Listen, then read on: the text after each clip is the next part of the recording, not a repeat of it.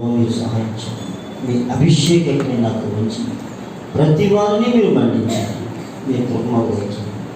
కేంద్రీయ యేసుక్రీస్తు నామములో ప్రార్థించి వేడుకుంటున్నాం తండ్రి. ఆమేన్. ఆశ్చర్యకరుడా స్తోత్రం, ఆలోచనకర్తా స్తోత్రం, బలమైన దేవా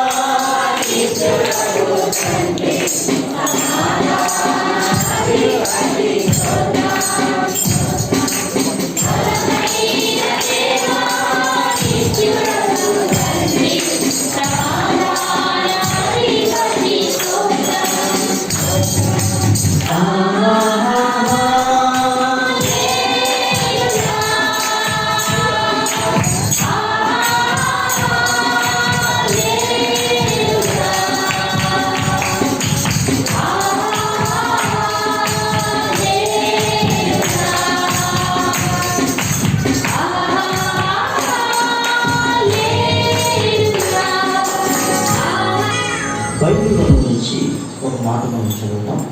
ఆదికాండము 4వ అధ్యాయము 1వ వచనం నుంచి 5వ వచనం. అమ్మా, ఆదాము తన భార్య అయిన హవ్వను కూడినప్పుడు ఆమె గర్భవతి అయి కయీనును కని యెహోవా దయ వలన నేను ఒక మనిషిని సంపాదించుకున్నాను అనెను. తరువాత తనకు తమ్ముడు హేబేలును కనెను. హేబేలు గొర్రెలు కాబట్టి కయీను భూమిని చేర్చిపరచువాడు. కొంతకాలమైన తర్వాత కయీను పంట పొలంలో కొంత యెహోవాకు అర్పణగా తెచ్చెను. హేబేలు కూడా తన మందలో తొలిచూలు పుట్టిన వాటిలో క్రొవ్విన వాటిని కొన్ని తెచ్చాను. యెహోవా హేబేలును అతని అర్పణను లక్ష్యపెట్టెను. కయీనును అతని అర్పణను ఆయన లక్ష్యపెట్టలేదు. ఒకసారి హల్లెలూయా. రంగులో సెల్ఫ్లో స్తోత్రం. హల్లెలూయా. ఈ మాట మనం చదివిన మాట, దాని ముందుగా ఒక మాటని చెప్తాను. ఈ తరం బాగుపడాలి. ఈ తరం చెడిపోయింది. ఈ చెడిపోయిన వాళ్ళు బాగు చేయాలి. కానీ ఒక నూతన తరాన్ని దేశానికి క్షేమంగా మనం ఉంచగలిగితే మన దేశాన్ని మనం కాపాడుకున్నాం. అలాగే ఈ దేశాన్ని కాపాడడానికి మనం ఏం చేయాలి అని అడిగితే, రానున్న దినాలలో, రానున్న సంవత్సరాలలో ఇప్పుడున్న ఈ యువతని, ఈ పిల్లలు, చిన్నపిల్లలు వాళ్ళు నడవలసిన త్రావులో వాళ్ళని మనం నేర్పిస్తే, అలాగే రానున్న తరంలో ఒక నూతన తరాన్ని లోకం చూడగలరు. హల్లెలూయా. ఎక్కడి నుంచి స్టార్ట్ అవ్వాలి? వాళ్ళు నడవలసిన త్రోవ వాడికి నేర్పించాలి. ఎంతమంది తల్లులు తమ పిల్లలు మంచి మార్గంలో ఉండాలని కోరుకుంటున్నారో, నేను అడగట్లేదు, అతను ఉంచుతాను కోరుకుంటున్నారో, వాళ్ళందరూ కూడా తమ పిల్లలకి సండే స్కూల్ అనే దాన్ని తప్పనిసరిగా సండే స్కూల్కి పంపించాలి. అలా పంపించాలి అనేది వారికి కూడా టైం మెయింటెనెన్స్ అనేది నేర్పించాలి. అలాగే ఇంటికి వచ్చిన తర్వాత మీకు ఏం చెప్పారు సండే స్కూల్లో అని సరదాగా అడగాలి, సీరియస్గా. అలాగే మీకు నేర్పించిన పాట, ఒక పాట పాడు నాన్న అని పాట పాడించాలి. ఏం చెప్పారో ఆ మాటలు కూడా మనం వినాలి. అలా జరగడం ద్వారా ఏం జరుగుతుందంటే ఆ పిల్లలకి చెప్పడం వస్తుంది, మాట్లాడడం వస్తుంది, వారి నత్తి పోతుంది. తప్పనిసరిగా ప్రతి తల్లిదండ్రులు పిల్లలకి బెల్లం వాడాలి. మీ బిడ్డలకు బెల్లం వాడలేదు అంటే వారి నాశనానికి ఇదే కారణం. లోకంలో ఉన్నవారు ఎలా ఉన్నా మనకి పర్వాలేదు, కానీ క్రీస్తు రక్తంలో విమోచింపబడిన ప్రతి తల్లిదండ్రులు కూడా నిజంగా బిడ్డలను ప్రేమించి వారు ఉన్నతమైన భవిష్యత్తు వారు పొందాలి అని కోరుకుంటే వారికి తప్పనిసరిగా బెత్తము వాడాలి. బెత్తం వాడని వాడు తన కుమారునికి లేక కుమార్తెకి విరోధి అని బైబిల్ చెప్తాం. దేవుని స్తోత్రం. హల్లెలూయా. హల్లెలూయా. అంటే ఎప్పటి నుంచి తనకు బాగుపడాలి? చిన్నప్పటి నుంచి.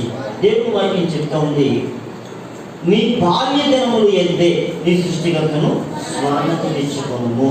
వాడు చిన్నప్పుడు వాడికి తెలియదు, వాడికి ఎట్లా తెలుస్తుంది? ఏం కాదు, మీరు బాగా కొట్టుకుంటున్నారు, చూశాను. మీరు చాలా గట్టిగా నేను కొట్టాడు, నేను చూశాను. మరి ఇంకెంత గట్టిగా కొట్టావో నాకు తెలియదు, కానీ ఈడు నేను ఎంత గట్టిగా కొట్టాడో నేను చూశాను. ఇప్పుడు వీడికి సృష్టికర్తని జ్ఞాపకం చేసుకోవాలి అని ఎలా తెలుస్తుంది? వాడికి తెలియదు. మరి వాడికి నేర్పించాల్సింది ఎవరు అంటే అమ్మ, నాన్న. దేవుని స్తోత్రం. వాళ్ళకి నేర్పించాలంటే అమ్మ మాదిరికరంగా ఉండాలి, నాన్న మాదిరికరంగా ఉండాలి. దేవుని ఎరగిన వారికి మాదిరిగా ఉందా లేదా మనకు అనవసరం, కానీ దేవుని ఎరిగిన తల్లిదండ్రులు పిల్లలకు మాదిరిని నేర్పించాలి. ప్రతిదీ కూడా విశ్వాసం ద్వారా పొందడం అనేది ప్రతి తల్లిదండ్రులు పిల్లలకి నేర్పించాలి. మన బిడ్డలు మనం ప్రేమించవచ్చు. ఎంత కాస్ట్లీ బట్టలు కొంటున్నాం అనేది ప్రాముఖ్యమైనది కాదు, ఆ బట్టలు కొనడానికి ఎంతగా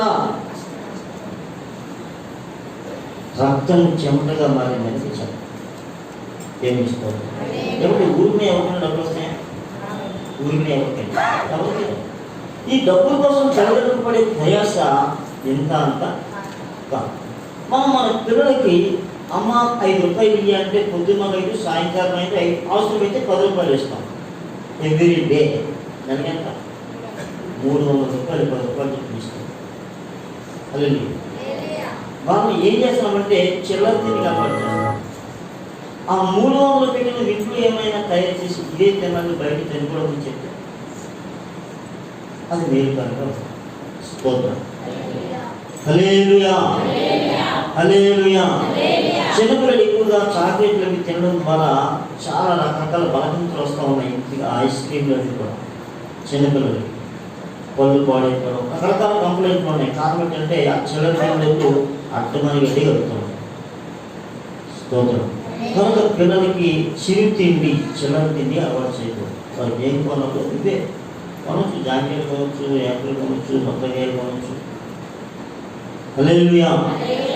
పిల్లలు అడిగినంత ఇవ్వడం, కానీ పిల్లలకు నచ్చినవి కొనేటివి చేస్తే వాళ్ళకి దాన్ని యాభై. మీ అబ్బాయితో అమ్మాయికి పుట్టినరోజు వస్తుంది వచ్చే నెల, మీరు ఇప్పటి నుంచి చెప్పాలి. ఏమని? మీ పుట్టినరోజు బట్టలు కావాలా? కావాలి, ప్రార్థన చేసుకో. కావాలి హల్లెలూయా. తప్పనిసరిగా దేవుడు అర్థం చేస్తాడు. హల్లెలూయా. నేను కామన్గా చెప్పట్లేదు, కానీ మీ ముందు కొత్త కోసం చెప్పట్లేదు, కానీ దేవుడి సన్నిధిలో చెప్తున్నాను. ఎంతవరకు మా అమ్మాయికి నేను కొన్నది మహా ఉంటే ఈ 20 సంవత్సరాలు 10 జతలు బట్టలు కొనుంటాను. అది 5. మాకు ఇచ్చిన డబ్బులు ఎలా ఇస్తారంటే, మీ పాపకి బట్టలు కొనండి, మీ పాపకి చెప్పులు కొనండి. లేదు కొందరైతే 4 జతలు 5 జతలు బట్టలు తెచ్చి చెప్పుకుంటున్నారు. కొందరు ప్రేమించుకోవాలి. కారణం ఆయన ఆశ్రయించి నేర్చుకున్నాడు. ఆశ్రయించిన వారిని ఎప్పుడు కూడా పెట్టేవాడు కాదు. ఏమి ల్యాప్టాప్ ఏమంటారు దాన్ని ప్రింటర్ కొనమని అడుగుతాం. 3 నెలలు బట్టి కొనేద్దామంటున్నాను నిజంగా పర్వేజ్ చేసి ఆ ప్రింటర్కి 12,000 రూపాయలు ఆమె నాకు ఇచ్చాను. ప్రింటర్ కొన ఛార్జీ మాత్రమే నాయ. ఎలా వచ్చిందండి? నచ్చరైతే చేసుకున్నాము. హల్లెలూయా. ఆయన ఎవరు అడిగినా ఇస్తాడు. పెద్దవారు అడిగినా ఇస్తాడు, చిన్నవారు అడిగినా మొత్తం మీద ఆయన ఇచ్చే దేవుడు. హల్లెలూయా. హల్లెలూయా. కనుక మనము పిల్లలకి ఎక్కడ ఇవన్నీ అలవాటు అవుతాయంటే సండే స్కూల్లోనే అలవాటు అవుతాయి. దేవుని స్తోత్రం. మరి ఎంతవరకు మంచి సండే స్కూల్ టీచర్ మనకు ఉండేది ఇప్పుడు ఉంది, కాబట్టి పెళ్ళి అయిపోయింది. పెళ్ళి అయిపోయినా ఇంకా ఇక్కడే ఉంది కడుపుతో వెళ్ళిపోతుంది. ఎప్పుడు రేపు శనివారం నాడు వెళ్ళిపోతుంది.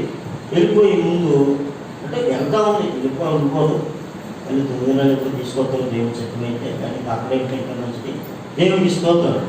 ఆమె పాపం హల్లెలూయా. శనివారం నాడు ఉదయం వారి ఇంటి దగ్గర ప్రార్థన పెట్టేసి అందరికీ భోజనాలు పెట్టేసి భోజనాలు అయిపోయిన తర్వాత ఆ అమ్మాయిని వాళ్ళు తీసుకుని వెళ్ళిపోతారట. దేవుని స్తోత్రం. కనుక శనివారం ఉదయం వారి ఇంటి దగ్గర ప్రార్థన భోజనాలు కూడా ఉంటారు. నువ్వు తప్పనిసరిగా సెలవు పెట్టుకుని దగ్గర స్తోత్రం. హల్లెలూయా.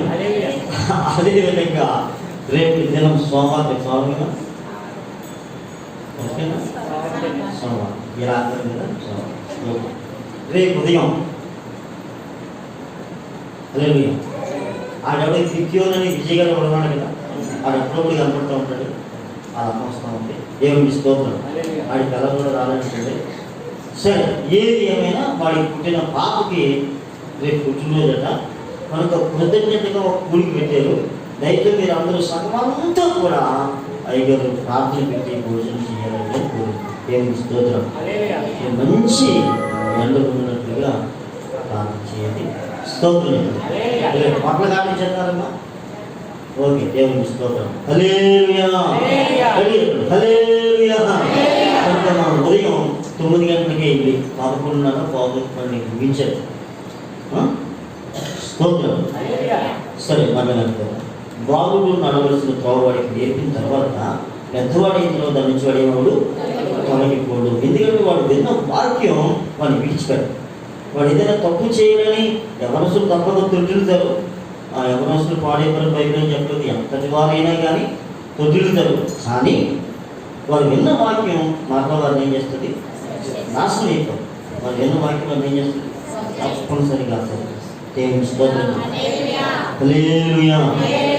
ఇప్పుడు నేను మాట చెప్తాను. ఇప్పుడు వచ్చేవాళ్ళు తిడతామని కదా, ఘోరంగా తిడతామని కదా, నాకేమో కలుస్తున్నాను ఏమో.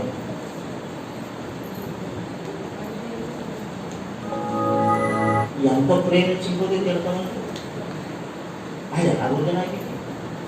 కానీ వాడు ఒక సైనికుడు, క్రీస్తు రక్తంలో విమోచించబడేవాడు సైనికుడు. ఈ సైనికుడిని నాశనం చేయడానికి సైతం గారు ముందే కూర్చున్నాడు. సైనికుడి యొక్క గమ్యం, వాడికి గమ్యం ఒక గురుడు. ఆ గురు నుంచి తొలగించాలని సాతాను ప్లాన్ చేస్తూ ఉన్నాడు. వాడు గర్జించే సింహం వలె ఎవరిని నిందుదామో అని వాడు తిరుగుతాడు. వాడు ఆకర్షణ కలిగిన వాడు, వాడు శరీరస నేత్రస జీవక్రమం కలిగిన వాడు. ఏర్పరచబడిన వారిని సైతం వాళ్ళు పడవలని మనం చూస్తాం. హల్లెలూయా. మనం ప్రార్థనకే వస్తాం, ప్రార్థనకి బయలుదేరుతాం. 9 గంటలకు బయలుదేరిపోతాం ప్రార్థనకి. కానీ చూసి పక్కన అయిపోతాం.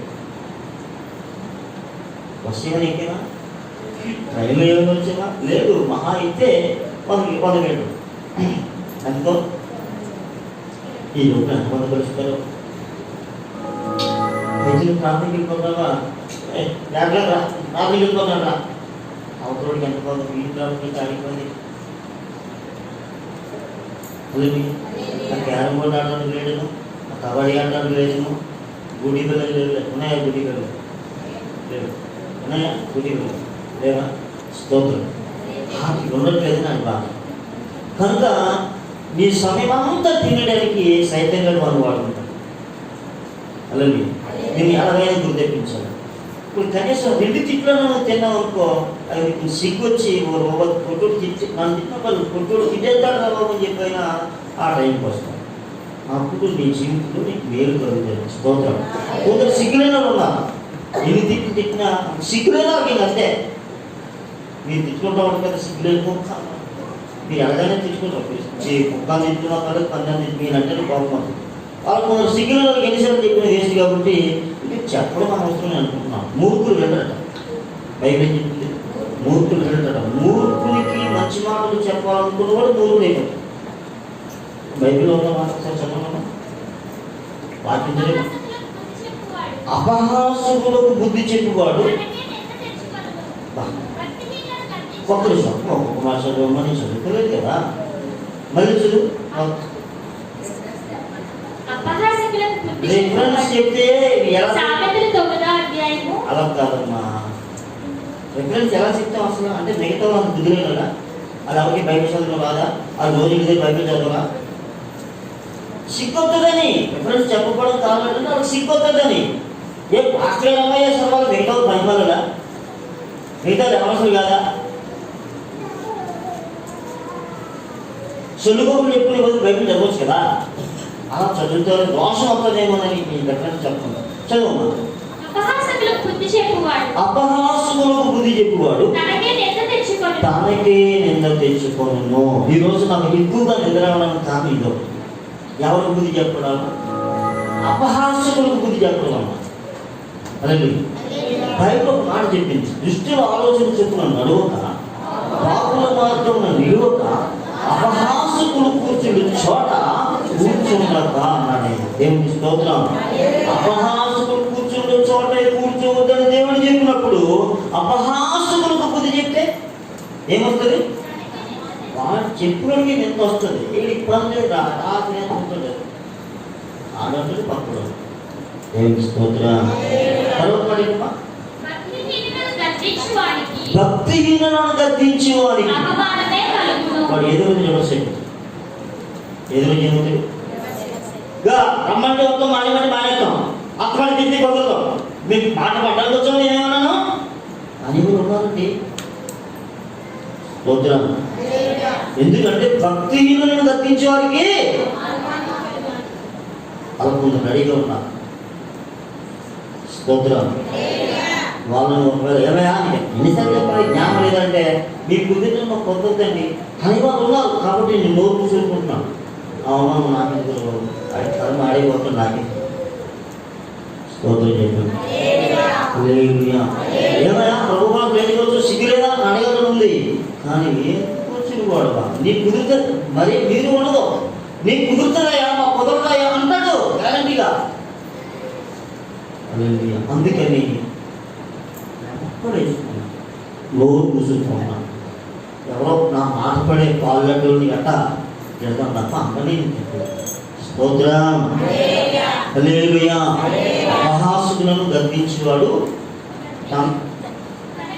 తనకే నింద, భక్తిహీనులను గద్దించేవానికి అపహాసకుని గద్దెంపకు.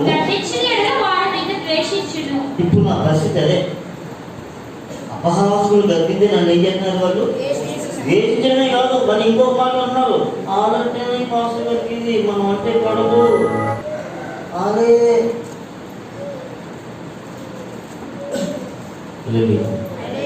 నేను నాలుక మాట్లాడింది కదా, రోజు చీరేస్తాడు ఆయన. నేను మౌనంగానే ఉంటాను, నేను నాలుగు మాత్రం దేవుడు చీల్స్తాడు. స్తోత్రం. ఎందుకంటే ఇక్కడ నేను నిస్వార్థంగా ఉన్నా, నాకు ఎవరు ఎక్కువ కాదు తక్కువ కాదు. ఒకవేళ ఎక్కువ అయితే వారు చేసిన పనిని బట్టి, వారు దేవుని పట్ల చూపించిన భయభక్తుని బట్టి, వారు దేవుణ్ణి గణపరిచిన దానిని బట్టి వారు నేను గౌరవిస్తాను తప్ప వారు నాకు కానుకలు ఇస్తున్నారా ఇంకొకటి కొందరు మోసేవారు కూడా ఉన్నారు. పాస్టర్ గారికి ఎవరు కానుకలు భావిస్తారు, వారింటికి వెళ్తారు అని వారు కూడా ఉన్నారు. ఎవరైనా చెప్పండి అన్నవారు కూడా ఉన్నారు. ఎవరు ఉన్నారు అన్నవారు కాకపోతే ఎవరన్నారు చెప్పండి, ఎందుకని మాటలు నేను చెప్పండి. హల్లెలూయా. ఎందుకంటే వాక్యం చెప్తా ఉంది కదా. హల్లెలూయా.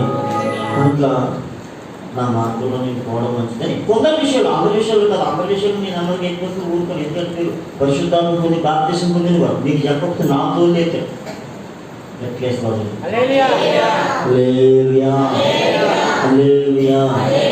మన జీవితం ఆశీర్వాదకరంగా క్షేమకరంగా వెళ్ళాలి అంటే మనం ఎవరి ఆధీనంలో ఉండాలి? కాపురి ఆధీనంలో ఉండాలి. మనందరికీ కాపురం అవసరం. మీకు కాపురం అవుతుంది, నాకు ఒకటి కాపురి. నేను మీకు బుద్ధి చెప్తే నాకు బుద్ధి చెప్పడం కూడా కావాలి. మేము ఎత్తుకున్నాం వాళ్ళు. యేసురత్నం గారు ఉండేవాడు. ఆయన చెప్పుకోండి, ఆయన చెప్పాల్సింది ఆయన చెప్పు. స్తోత్రం, హల్లెలూయా. మాకు కూడా సలహాదారులు అవసరం. దేవునికి స్తోత్రం, హల్లెలూయా, హల్లెలూయా. మీరు వినమంటే వినకపోతే నీ కర్మ, నీ బలవంతం ఏమీ లేదు. బలవంతం ఏమి గట్టిగా స్తోత్రం చెప్పండి.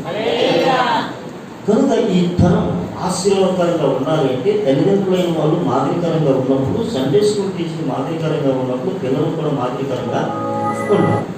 కొన్నిసార్లు కొన్ని తల్లిదండ్రులు పెంపకం ఎంత గొప్పగా ఉంటుందంటే, ఒక యవనస్తుడు యేసు ప్రభు వారి దగ్గరికి పరిగెట్టుకుని వచ్చాడు.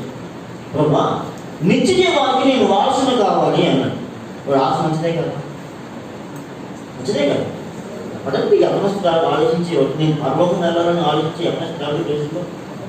హల్లెలూయా. శక్తి ఎలా పోతామో అనుకునే వాళ్ళు ఉన్నారు. కానీ నేను పరలోకం వెళ్ళాలి అనే ఆలోచన కలిగిందంటే నిజంగా వాళ్ళ అమ్మ బాబు గ్రేట్. ఒకవేళ వాడు సండే స్కూల్కి వెళ్ళుంటే అది గ్రేట్. దేవుని స్తోత్రం. ఎందుకంటే ప్రభు అంటాడు, ఆజ్ఞలు పాటించుకున్నాడు.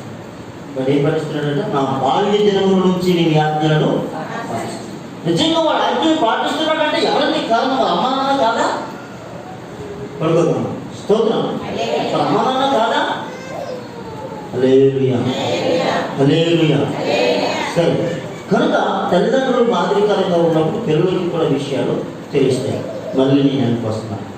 4వ అధ్యాయంలో మనం చూసినప్పుడు ఆదాము హవ్వ ఇద్దరు భార్యాభర్తలు చెప్పారు కదా. ఈ భార్యాభర్తలు పిల్లలు పుట్టడం, పెద్దలు అయిపోవడం, చచ్చిపోవడం, ఇవన్నీ కూడా 5 వచనాలు క్లియర్ అయిపోయాయి. ఎన్ని వచనాలు? 5 వచనాలు అయిపోయింది. ఏంటి?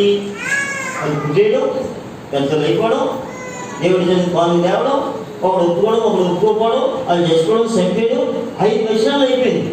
ఎవరి పిల్లలు పుట్టడానికి ఎంతకాలం పడుతుందండి? హల్లెలూయా. ఆ భర్త వారికి పిల్లలు పుట్టారు. యెహోవా దయ వలన నేను ఒక మనిషిని సంపాదించుకున్నాను, నా వాడికి కయీను అని పేరు పెట్టారు. దేవునికి స్తోత్రం. రెండవ వాడి పేరు అతని తమ్ముడికి హేబేలుగా నేను. దేవునికి స్తోత్రం. అంటే ఇద్దరు పుట్టడానికి ఒకవేళ మధ్యలో 2 సంవత్సరాలు డిఫరెన్స్ చూసుకున్నా, తేడా చూసుకున్నా, హల్లెలూయా, పెద్దోడికి 3 సంవత్సరాలు, చిన్నోడికి 1.5 సంవత్సరాలు ఉండవు. దేవునికి స్తోత్రం. పిల్లలు పుట్టడానికి మధ్యకాలం ఎంత మనకు తెలియదు. 10 సంవత్సరం అయితే 2 సంవత్సరాలు అయితే 10 సంవత్సరాలు అది మనకు కలదు. స్తోత్రం. అబ్రహాము పిల్లలు కనడానికి మాత్రం 10 సంవత్సరాలు పట్టింది. యాకోబుకి పెళ్లి అవ్వడానికే 80 సంవత్సరాలు వచ్చింది. ఇస్సాకు పెళ్లి అవ్వడానికి 40 సంవత్సరాలు వచ్చింది. ఇప్పుడు మనకి 5 దాటిందంటే ఈ పిల్లలకి పెళ్లి అవ్వదేమన్న డెకరేషన్. స్తోత్రం, హల్లెలూయా. ఈ పెద్దలు చేయలేమని చెప్పి ఈరే ఎత్తుకుంటున్నాం. స్తోత్రం. కానీ మన సంఘంలో ఆలోచనలు ఆలోచనలు దీన్ని చేస్తాను తప్పనిసరిగా. హల్లెలూయా, హల్లెలూయా, హల్లెలూయా. కొన్ని అమ్మాయిలు ఏమనుకుంటారంటే, మీకు ఎగ్జాంపుల్ చెప్తాను. మామూలు మంచిదే, నేను ఒక అమ్మాయిని ప్రేమించాను. మీకు ఎగ్జాంపుల్ చెప్తాను. వాళ్ళ ఫ్రెండ్ అడ్డుగా ఉంది. వాళ్ళ ఫ్రెండ్ ఇప్పుడు దానికి ఒక ఫ్రెండ్ని యాడ్ చేసేసాను. ఇప్పుడు దాన్ని తీసుకున్నాకపోతే నా బాగా లవ్ తీసుకుని నేను ఎగ్జాంపుల్ చెప్తున్నాను. అలాగే జరిగింది. స్తోత్రం. అసలు ఇప్పుడు అలా అయిపోయింది. ఉండే చెప్పండి. గో అన్నయ్య అంటున్నారు. అబ్బాయి ఏమంటున్నారు? అన్నయ్య అంటే ఏ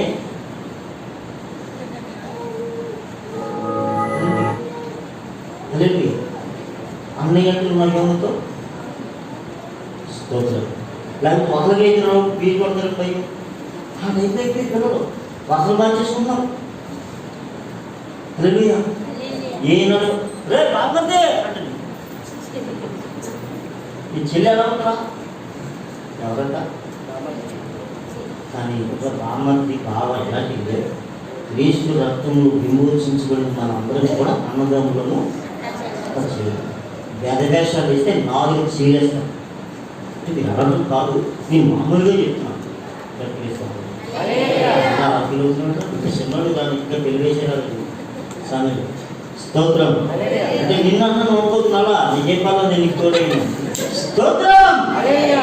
అందరూ మంచిగా చెడ్డలు ఎవరు కాదు. హల్లెలూయా, హల్లెలూయా, హల్లెలూయా. అందరూ ఎవరి మీద ఆధారపడ్డారు? ఏదా నీకేం సంతోషాలు ఉన్నాయా? చెప్పు, నేను కూడా దేవుడి మీద ఆధారపడ్డాను. చెప్పు, ఎవరి మీద ఆధారపడ్డాను అంటే పెళ్లి కావాలి నీకు. స్తోత్రం, హల్లెలూయా. అందరికీ ఎవరు ఆధారం? ఒరే, నేను అడగడానికి పిలువుతున్నావా? ఆమోసు, నీ పేరు ఆమోసు. బైబిల్లో గొప్ప ధైర్యం ఆమోసు. రాజులు గడ్డలు ఆడితే వాక్యంతో ఇవాళ ఆమోసులో ఉన్నారు. అందుకే నా బదులు పొగులు మనకొద్దు. ఆడితే బెదిరించడం వాళ్ళు తప్పది. అంటే ఇప్పుడు మహిళలను బెదిరించడం చెప్పట్లేదు. ఒకవేళ ఆడు బెదిరించడం నేను బెదిరించడం అనుకుంటే మీకు అంత వయసు రాలేదు కదా. మీరు సెల్ ఫోన్లో అమ్మాయిలు హీరోయిన్ ఫోటోలు తీసుకుని అనుకోవడానికి నాకు అంత వయసు రాలేదు. మామూలుగా చెప్తున్నాను, అలవాటు కాదు, నేను మామూలుగా చెప్తున్నాను. స్తోత్రం, హల్లెలూయా. చాలా మంది పాపం అమ్మాయిల ఫోటోలు చూస్తూ ఉంటే హీరో ఫోటోలో హీరో, ఫోటోలో హీరోయిన్. ఏమంటారు? ఫేస్బుక్ కాదు, ఇన్స్టాగ్రామ్ అవి కదమ్మా. ఫోన్ చూసినట్టు ఫోటో కనబడుతుంది. స్క్రీన్ షాట్ సెండింగ్ అంటే స్క్రీన్ షాట్ అంటున్నాను. వాల్ పేపర్ మీరు అంటారు. ఇదేమంటారు? ఏ షాప్ కదా. కనుక చాలా మంది స్క్రీన్ షాట్లు, ఇన్స్టాగ్రామ్ ఇష్టమైనది కాదు. స్తోత్రం, హల్లెలూయా. ఈ గ్రామంలో ఏమనుకుంటే టెలిగ్రామ్ పూర్వం టెలిగ్రామ్ వస్తే కంగారు పడిపోయారు. టెలిగ్రామ్ వచ్చింది అని ఏంటి ఎవరో కొడితే టెలిగ్రామ్ వచ్చింది. ఇప్పుడు కూడా టెలిగ్రామ్ వచ్చేసింది. ఎవరో పోయిగా బ్యాక్ మెసేజ్ చేసుకోవడం. స్తోత్రం, హల్లెలూయా. నేను కూడా నేర్చుకున్నాం అనుకుంటున్నాను ఈ మధ్యకాలంలో. ఎందుకంటే చాలా ఇబ్బంది అయిపోతుంది. తెలియకుంటే ఆరు కూడా చాలా తెలియలేదు. అందరూ తాళాలు వేసుకుంటారు. ఎక్కడో తాళాలు అడగడం మీరు పోతారు, ఇంటికి పోతారు, చనిపోతారు. అదే మనకి సెల్ఫ్ తాళం. కానీ ఫోటోలతో తాళం, మెసేజ్లతో తాళం, ఇన్స్టాగ్రామ్తో తాళం, వాట్సాప్తో తాళం. అంటే ఫోన్ అక్కడే గురించి హ్యాపీగా వచ్చిన ఆ అమ్మ కానీ, బాబు కానీ, అన్నయ్య కానీ, తమ్ముడు కానీ ఎక్కడ చూసినా ఆ దిగిదారు. అది మేధావులే, కానీ తాళం వేసేసారు కదా. ఇప్పుడు తాళం ఎట్లా అది మూసి పడలేదు, సింగు పట్టు అది లేదు, చేతిలోనే మీరు ఎవరు తాళం మీరు అలా ఫీల్ అవుతుంది. సీరియస్ చూస్తున్నాను, సీరియస్ అయితే సీరియస్ చూసినాను. స్తోత్రం, మీరు మంచిగా మీరు చెడ్డలు అలా ఉంటారని చెప్తున్నాను. హల్లెలూయా. ఇది ఎలా ఉంటుందంటే బాగా మీకు ఎగ్జాంపుల్ చెప్తాను. బాగా అంటే కొరింథీ పత్రిక కొరింథీ మొదటి అధ్యాయం మొదటి వచనం నుంచి కొన్ని మాటలు ఒకసారి చదవండి.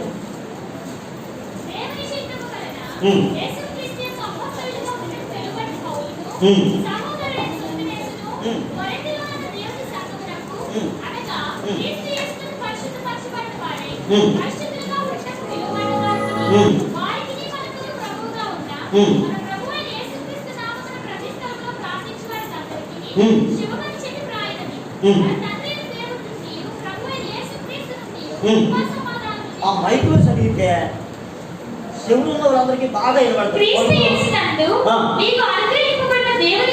చూచి ఈ విషయమై నా దేవునికి ఎల్లప్పుడూ కృతజ్ఞతాస్తుతులు చెల్లించుచున్నాను.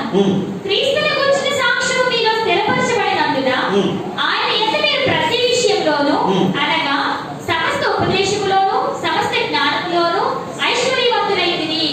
కనుక ఏ కృపావరమునందును లోపము లేక మీరు మన ప్రభువైన యేసుక్రీస్తు ప్రత్యక్షత కొరకు ఎదురు చూచుచున్నారు. మన ప్రభువైన యేసుక్రీస్తు దినమందు మీరు నిరపరాధులై ఉండునట్లు అంతము వరకు ఆయన మిమ్మల్ని స్థిరపరచును. మన ప్రభువైన యేసుక్రీస్తు వారు తన కుమారుని సహవాసమునకు మిమ్మల్ని పిలిచిన దేవుడు నమ్మదగినవాడు. చాలా ఒకసారి చప్పట్లు కొట్టడం. ఈ మాటలు ఒక ముక్కైనా నీకు అర్థమైందా తల్లి? శాలం ఒక్క ముక్క కూడా అర్థం కాలేదు. నువ్వు చదివేవి కానీ ఒక్క ముక్క కూడా శాలం అర్థం కాదు. నీకేం అర్థమైందా? అర్థమైనట్టుంది కానీ నీకేం అర్థమైందంటే నీకు కూడా అర్థం కాదు. ఇప్పుడు నీకేం అర్థమైంది? చదివిన మాట నీకేం అర్థమైందా? ఇప్పుడు నీకేం అర్థమైందా? స్వామి సింహం నీకేం అర్థమైందా? అర్థమైంది. నీకేం అర్థమైందా? నీకేం అర్థమైందా? ఎవరికి అర్థం ఈ ఎవరికి అర్థం చదివేది కదా. స్తోత్రం. అమ్మ అనుష తల్లి మా తల్లి ఆ బుద్ధి తల్లి మమ్మల్ని కూతుని బాగా ఆడించుకున్నావు కానీ నీకేం అర్థమైందన్నమాట. లేనా చదివింది ఏమైనా నీకు అర్థమైందా? నిద్రలో ఉన్న వాళ్ళు ఎవరికైనా అర్థమైందా? టైం అయిపోయింది నీకు ముగించండి. నిద్రలో ఉన్న వాళ్ళకి ఎవరికైనా అర్థమైందా? చెప్పండి. ఎవరికి అర్థం లేదు, నిద్రలో ఉన్న వాళ్ళకి అర్థం అవుతుంది, కూర్చుని చూసి వాళ్ళకి అర్థం అవ్వలేదు. మరి ఎన్నిస్తాము ఏదో గ్రామంలో స్తోత్రం. హల్లెలూయా. పౌలు గారు ఉత్తరం రాస్తూ ఒక మాట చెప్పాడు అనమాట. దేవుడు మిమ్మల్ని పిలిచి మీరు అందరూ కూడా గొప్పలని, మీరు అన్ని విషయాల్లో జ్ఞానవంతులని, ఏ కృపావరంలో కూడా మీకేం లేదు, లోపం లేదని, దేవుడు తన సహవాసానికి పిలిచిన మీరు ధన్యులని, ఆ సంఘం కోసం ఎన్నెన్నో గొప్పలు చెప్పేసినాయి. నేను అనుకున్నాను, ఏమి సంఘంగా ఒక పౌరు గారి సంఘం ఏ విషయంలో కూడా లోటు లేదనేవి, వీళ్ళు మంచి పాటగాళ్ళట, ఆత్మ పొందిన వాళ్ళంట, ఆత్మ వరాలు ఆత్మ ఫలాలు కలిగిన వాళ్ళంట, వీళ్ళు పరిశుద్ధులంట అని నేను చాలా కంగారు పడిపోయి పౌరు గారి మీద నాకు చాలా అసలు చేసింది. ఎందుకంటే అలాంటి సన్మానం లేదు కాదు. హల్లెలూయా. ఎంత బాధపడిపోయిన తర్వాత అంటే అంత ఎందుకు చెప్తున్నానంటే ఎందుకు ఏదో చెప్పాల్సింది కదా అమ్మా. నేను ఎంతో బాధ చెప్పేసి ఆపేశాను, దానికోసం చెప్తున్నాను. ఏంటది? మీరు అలటోళ్ళు కాదు, మీరు అలటోళ్ళు కాదు, నేను చెప్పినంత శాశ్వతమైన మీరు చాలా మంచోళ్ళు. కానీ చెప్పవలసిన బాధ్యత నాలాగే పౌరు గారు కూడా యాత్ర పడి ఆయన చెప్తున్నాడు సంఘానికి, మిగతా ఉత్తరం రాస్తూ చెప్తున్నాడు, మీరు అన్ని విషయాలు లోపము లేని వారు పరిశుద్ధులుగా ఉండడానికి పిలువబడ్డారు, మీకు వరాలు ఉన్నాయి ఫలాలు ఉన్నాయి అంటే నాకేమొచ్చేసింది, అసలు చేసింది. పౌరు గారు మీ సంఘంలో అంత మంచిగా ఉన్నారా, మాకు అంత సంఘం ఉంటే ఎంత గొప్పగా ఉన్నాను బాబు అని చెప్పి నేను కూడా చాలా ఫీల్ అయిపోయినా మట్టి. ఇది కూడా 7 సంవత్సరాల కింద విషయమైనా. కానీ 5వ అధ్యాయం దగ్గరికి వచ్చేసరికి అంటానైనా మీరు చాలత్వం ఉంది అన్న వరందట పుకారు వచ్చిందట. పౌరు గారికి ఏమొచ్చింది? సంఘంలో చాలత్వం ఉంది అని పుకారు వచ్చిందట. ఏమన్నా పుకారు అంటే అర్థం ఏంటి?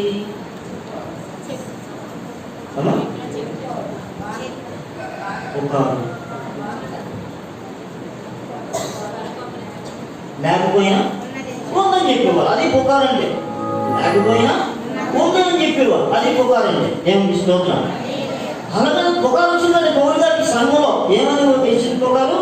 మీలో చారత్వం ఉంది అంటే పెళ్ళికి ముందే ఎవరితో పోతున్నారని, పెళ్ళైనతో పోతున్నారని, ఇలాంటి ఒక వదంతి వచ్చింది అయ్యా అన్నాడు. ఆయన పుకారు వచ్చింది అన్నాడు చేసి, ఇది పుకారు కాదు అని ఎక్కడికి అంటున్నాడు, మీలో ఒకరు తన తండ్రి భార్య ఎంచుకున్నాడంట. అంటే పుకారు నిజమాది. మరి పుకారు వచ్చిందంటే ఎందుకు అంటున్నాడు? నిజమంటే ఆయన కొడతారు, స్వయం అయింది. నిజమంటే ఎవరు పడతారు? పౌరు గారు పడతారు.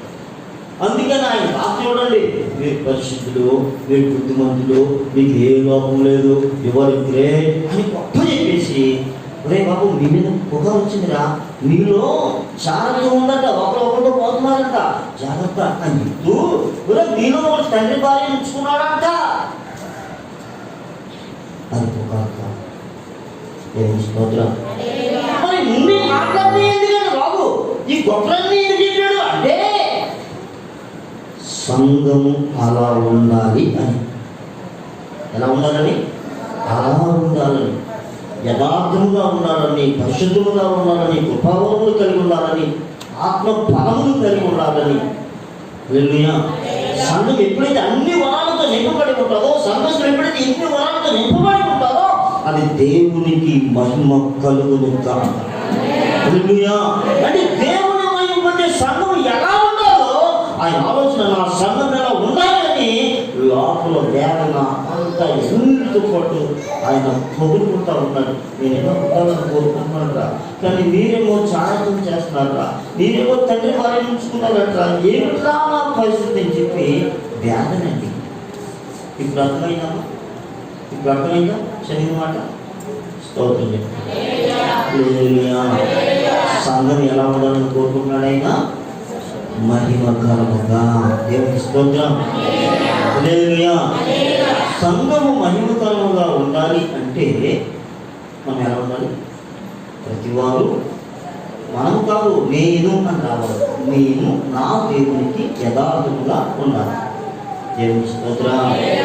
ఇక్కడ ఉన్న మనం అందరినీ కూడా ఒక్కొక్కరు ఒక్కొక్క ఆలయం, ఒక్కొక్కరు ఈ దేహము దేవుని యొక్క ఆలయం. దేవుని ఆలయంలో దేవుడు ఉండాలి.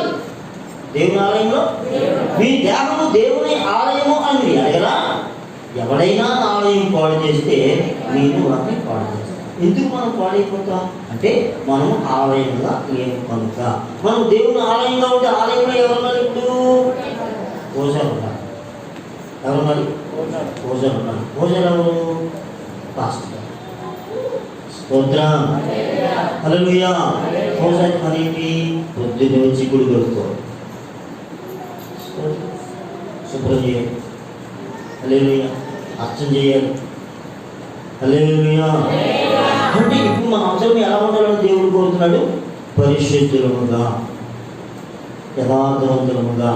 ఒకవేళ మనం ఉంటే అసలు మన పిల్లలు పాడైపోతారండి. వాళ్ళు చెడ్డమార్గంలోకి వెళ్ళడానికి అవకాశం ఉంటుందా? మనం తెల్లవారు వేసి ప్రార్థన చేసి బ్యాచ్ మనం అనుకుంటాం. మన పిల్లలు ప్రార్థన చేయకుండా ఉంటారా? స్తోత్రం. ఇప్పుడు ఉదయం దాకా మనం కూతురు మాట్లాడే బ్యాచ్ అనుకుందాం. మన పిల్లలు కూడా ఏమొస్తాయి? హల్లెలూయా. పండు చాలా బాగుందిరా, ఆవిడ పండు చాలా బాగుందిరా. ఇప్పుడు మంచి చెట్టు కేస్తుంది, చెడ్డ చెట్టు కేస్తుందా? మంచి చెట్టు మంచి ఫలాలు, చెడ్డ చెట్టు పనికి మాలి ఫలాలు వస్తాయి. మన పిల్లలు మంచోళ్ళు అంటే తల్లిదండ్రులుగా మనం కూడా ఏం ఎలా పెంచుతున్నాం అర్థం? మంచిగా పెంచుతున్నాం అర్థం. పిల్లలు చెడ్డవాళ్ళు అంటే సరిగ్గా పెంచట్లేదు, ఏదో తేడా జరిగింది ఎక్కడో. స్తోత్రం. హల్లెలూయా. హల్లెలూయా. మనం మంచి విత్తితే మంచిగా వస్తాం, మంచి విత్తితే చెడ్డ విత్తితే ఎదుటి వారి మీద మనం అవసరం పడితే మన పిల్లలు కూడా ఏదో వస్తాం. మనం దీవించే వారికి మన పిల్లలు కూడా ఏం చేస్తుంటారు? దీవిస్తాం. మనం ఇచ్చే వారికి మన పిల్లలు కూడా ఏం చేస్తుంటారు? మనం బూతులు మాట్లాడే వారి అయితే మన పిల్లలు కూడా ఏం చేస్తారు? మనం గోడలు చెవించే వారి అయితే మన పిల్లలు కూడా ఏం చేస్తారు? ఇవన్నీ నేర్చుకునే కదండి. స్తోత్రం. మనం చాటి చెప్పే వారికి మన పిల్లలు కూడా ఏం చేసుకుంటారు? అలవాటు అయిపోయింది. దేవుడి స్తోత్రం. కానీ క్రీస్తు యేసు రక్తంలో విమర్శించబడ్డాం కదా, మనం ఆయన పిల్లలు కదా. ఇప్పుడు మనం ఎలా ఉండాలని ఆయన కోరుతున్నాడు? ఆయన వల్లే. అప్పుడు మనకి ఏముంటుందంటే ప్రాబ్లమ్స్ ఉండవు. ఏ ప్రాబ్లము? తిండి విషయంలో కానీ, బట్ట విషయంలో కానీ, ఉండే విషయంలో కానీ, ఏ విషయంలో ప్రాబ్లం ఉంటుంది. ఎందుకంటే సమాధానం బంధం చేత మనం అందరం కూడా ఏమైనా ఐక్యపరచబడి ఉన్నాం. దేవుని స్తోత్రం. చదవండి చదవండి.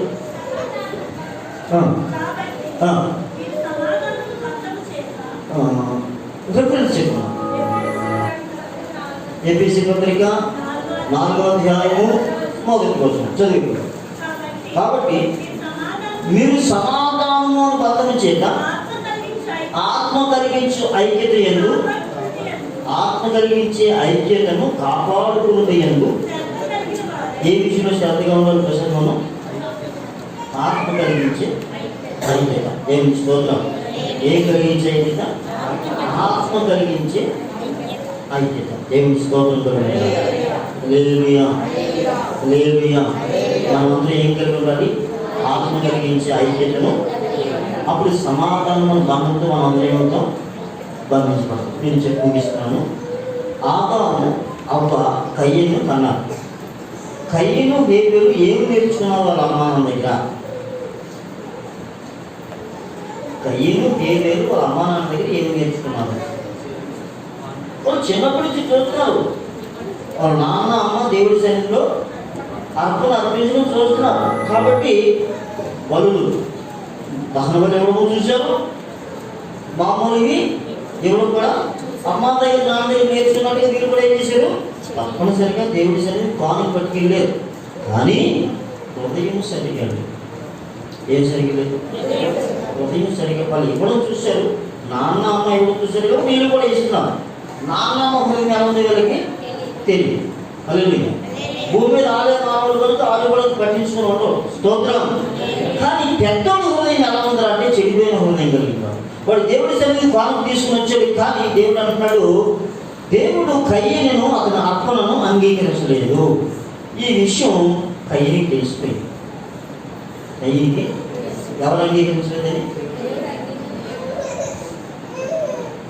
కయ్యనికి ఎలా తెలిసిందండి? దేవుడు నా అర్పణ అంగీకరించలేదని కయ్యనికి ఎలా తెలిసింది?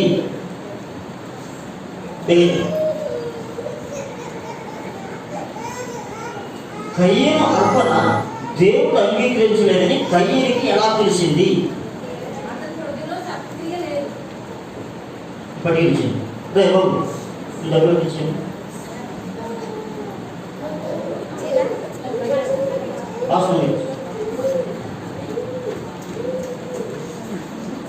హల్లెలూయా. వాడికి ఏం లేదు, మంచి బుద్ధి లేదండి. వాడి హృదయంలో సత్క్రియ బైబిల్ శాసిస్తూ ఉంది. నీవు సత్క్రియ చేస్తే నువ్వు తలెత్తుకోవా? ఒక మనుషులు ఎలాగెత్తుకున్నావు నువ్వు? హేబెల్ ఉంది కదా, హేబెల్ సంతోషంగా ఉన్నాడు. నువ్వెందుకు అర్పణ అనిపించుకుని ఎలా ఉన్నావు? నీ హృదయము దేవుని ఎదుట సరైనది కాదు. స్తోత్రం. హల్లెలూయా. చెప్పాడు కదా, మరలా ఇది ఏం చేసిందంటే ఇలా తమ్ముడు చెప్పేసి ఎంత సందర్భంలో చూడాలి. తమ్ముడు చెప్పి ఆయన అడుగుతున్నాడు, అయినా అయినా మీ తమ్ముడియా ఏ విషయం బ్రదర్? ఆ తమ్ముడి కాపలాగా పెట్టేవాడు. విద్యార్థులు ఎవరితో మాట్లాడుతున్నాడు? ఒళ్ళు తెలియట్లేదానికి. వాడు మాట్లాడుతున్నది ఎవరితో వాడు ఒళ్ళు తెలియట్లేదు. మట్టి మనిషి ఎక్కడ, పరమాత్ముడు ఎక్కడ? పరమాత్ముడితో మాట్లాడి కదా మాది ఏమో అమ్మడి కాపలాగా నుంచవా? నీ తమ్ముని రక్తం భూమిలో నుంచి మొదలుపెడతావు. నువ్వు ఎవరి రక్తం జీవించావో ఆ రక్తం ఏం చేస్తుంది? మొదలు పెడతా ఉంది. దేవుని స్తోత్రం. కనుక నీ బతుకు అయిపోయింది. నువ్వు దేశ దిమ్మలో ఉన్నాడంతే. దేవుని స్తోత్రం. దేవుడు ఎవరిని శ్రమించేవాడా? ఎవరు బాగుపడదని చెప్పేవాడా? మీరు ఫలించండి, అభివృద్ధి చెందండి, విస్తరించండి, భూమి నిర్మించండి, సమస్తాన్ని లోపట్టుకొని మీరే అన్నాడు ఆయన. సమస్త మీద నీకు ఏమిస్తున్నాడు ఆయన? అధికారం ఇస్తున్నాడు. అధికారాన్ని ఎవరు ఉపయోగించుకున్నారు? యెహోషువ ఉపయోగించుకున్నాడు. సూర్యుడా వయలులో ఉండు, చంద్రుడా గిరిలో ఉండు. ఎవరి నుండి ఆయన ఆదేశించింది? సూర్య చంద్రులను ఆదేశించేస్తున్నాడు ఆయన. ఎవరైనా మట్టి మనిషి, మట్టి మనిషి ఏమిటి? సూర్యచంద్రులు ఆదేశించడం ఏంటి? అధికారం. ఏమిచ్చాడు దేవుడు? అధికారం. ఎవరికి? మట్టి మనిషి. మట్టి మనిషికి దేవుడు అధికారం ఇచ్చాడు. హల్లెలూయా. ఇంత అధికారం దేవుడు ఇస్తే ఆ దేవుడిని ఎంత అన్యాయం చేసేవయ్యా? అన్న న్యాయమా? దేవుడు అన్యాయం చేసేది అన్న న్యాయమా? సర్వశక్తులు అన్యాయం చేయక అసంభవం. మన హృదయ స్థితి సరిగా లేదు కనుక, మనం యథార్థంగా లేవు కనుక ఎవరి మీద ఏం చేస్తాం? పాస్టర్ గారి మీద, పాస్టర్ గారి మీద, దేవుడి మీద, ఎవరైనా బాగుంటే వాళ్ళ మీద. ఏమన్నాడైనా? నీకు సక్రియ చేసిన ఎడలు తల ఎత్తుకోవా? సక్రియ చేయని ఎడల వాకిట పాపము పొంచి ఉండును. నీ హృదయం ఎప్పుడైతే సరిగా లేదో పాపం ఎప్పుడు ఇప్పుడు ఏదో వాకిటను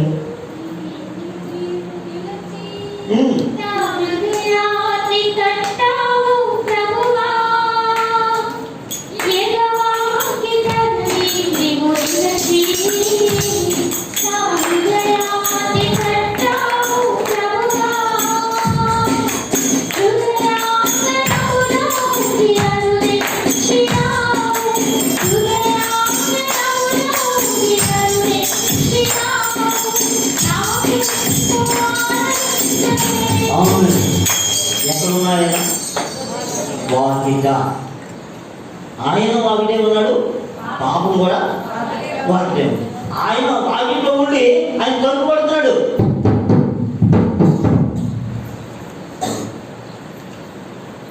ఎగవాకిట నీవు నిలచి నా హృదయాన్ని కట్టావు ప్రభువా. నన్నెంతగానో ప్రేమించావు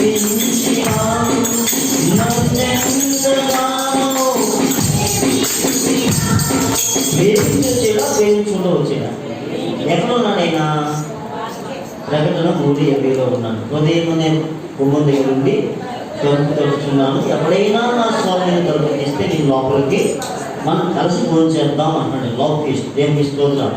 ఇప్పుడు సైతాన్ గారు కూడా ఎక్కడ ఉన్నాడు? ఆడు అక్కడే ఉన్నాడు. ఇప్పుడు ఎవరికి తలుపు తీద్దాం? దేవుడికి తలుపు తీయాలంటే మంచి మనసు ఉండాలి, హృదయ శుద్ధి ఉండాలి.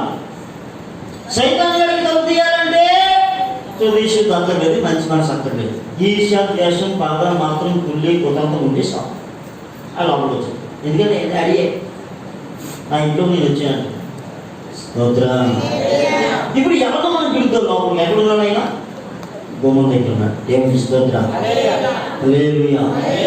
మన జీవితాలు బాగుపడాలి అంటే జాగ్రత్తగా అర్థం చేసుకోండి. ఇక్కడ ఉన్న మన అందరి జీవితాలు ఆశీర్వాదకరంగా ఉండాలని మనం కోరుకుంటే యేసయ్యను లోపలికి వెళ్ళాలి. ఆయన ఆల్రెడీ బయటకు వెళ్ళిపోయాడు, లోపలికి వెళ్ళాలి. స్తోత్రం. రండి ప్రభా, నేను ఒక్కడిని ఎలా పట్టగలనా లేకపోతే రండి ప్రభా. వచ్చే వరకు తినే వచ్చేస్తారు. అప్పుడు సమాధానం కలుగుతుంది, నెమ్మది కలుగుతుంది, ఆశీర్వాదం కలుగుతుంది, ఉన్నతమైన స్థితిలో మనం ఏమి అడిగినాను ఆయన కాదు. కానీ ఆయన లేకుండా మనం బ్రతకడం అంత దౌర్భాగ్యం ఏది లేదు. ఇప్పుడు ఆయనే కావాలనుకున్నాం ప్రసన్న సింపుల్. ఎంతవరకు మన ఇద్దరి మధ్య ఎన్నైనా ఉండొచ్చు. ఈరోజు ప్రసన్న నన్ను క్షమించాడు. ఏదో తిట్టినయా, ఏదో తిట్టాను, నన్ను క్షమించాడు. చెప్పు, క్షమించాడు. నేను కూడా నేనేం చేయను. ఇప్పుడు మధ్యలో ఏమైపోతాం?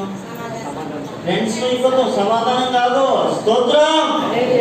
భర్త భార్యలైనా, అన్నదమ్ములైనా, అక్కచెల్లెలైనా, తోడుకోవడమైనా, ఒకే మందిరంలో ఉన్న స్నేహితులైనా, ఎవరైనా కానీ ఒకరి ఎడలో ఒకరికి మమకారం కలగాలంటే ఒకరి ఎడలో ఒకరికి ద్వేషం తొలగిపోవాలి. ఆడు నా పట్ల ఎన్ని పనులు చేశాడో, ఆడు నా పట్ల ఎన్ని పనులు చేసిందో దాన్ని అక్కని తినమన్నట్టు తినకపోతే నరకానికి పోతుంది.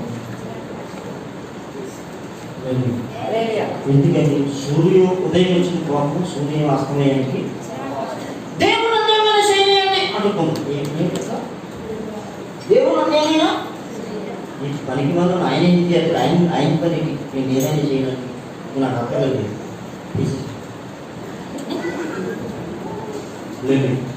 నన్ను ఏం మాట్లాడతాడు, నేనేం చేయండి, నీ వాసన చేయను. ఆయన ఏం చేస్తాడు? నేను నీతో పని ఆయనకే ఉంటుంది, నీతో పని ఉంటే ఆడికి